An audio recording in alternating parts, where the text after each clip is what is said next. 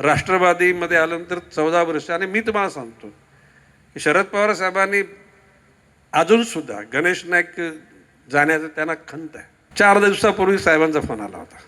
बाळासाहेबांच्या विषयी कधी जो आदराचा भाग आहे तो कधी कमी झालेला नाही. पण आता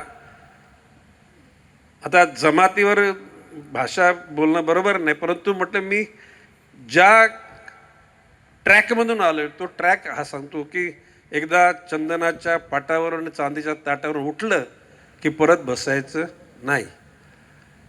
त्यानंतर सुद्धा बाळासाहेबांचे काही कामानिमित्त, कारण मी 4 ते 14 10 वर्ष मंत्री होतो, आदरपूर्वक मी बाळासाहेबांनी सांगितलेल्या त्या कामांना अंजाम देण्याचा प्रयत्न केला. ज्याला बाळासाहेबांचं निधन झालं त्या दिवशी महापौर बंगला मुंबईमध्ये सगळेच, म्हणजे सुषमा स्वराज पण आल्या होत्या, शरद पवार साहेब होते. शरद पवार साहेब मला बोलले का तुम्हाला काय प्रॉब्लेम बिलेम, तर म्हटलं यापैकी कुणाच्यात हिंमत नाही गणेश नाईकला तिथं रोखण्याची.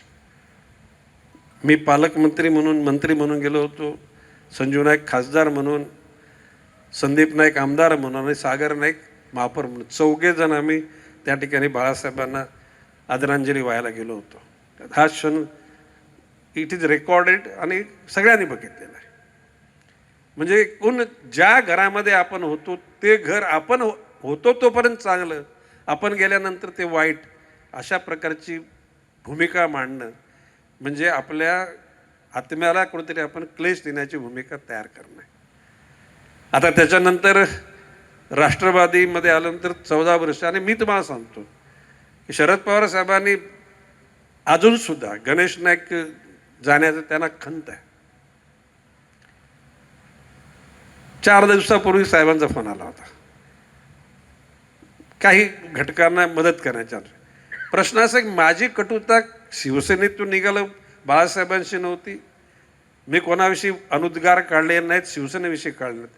राष्ट्रवादीतून बाहेर गेलो, राष्ट्रवादीविषयी सुद्धा मी कधी नेत्याविषयी बोललो नाही. किंबहुना आज आपण बघत असाल तर विधानसभा आणि विधान परिषदेमध्ये ऑल पार्टी सपोर्टेड जर कोण मंत्री असेल तर that's name is Ganesh Naik. तुम्ही बारकाईनं जर तुम्ही विधान परिषदेमध्ये आलात किंवा विधानसभेमध्ये आलात, कुठलाही म्हणजे भाजप सेनेचे लोक तर म्हणजे पाठिंबा देतीलच, परंतु उबाटाचे म्हणा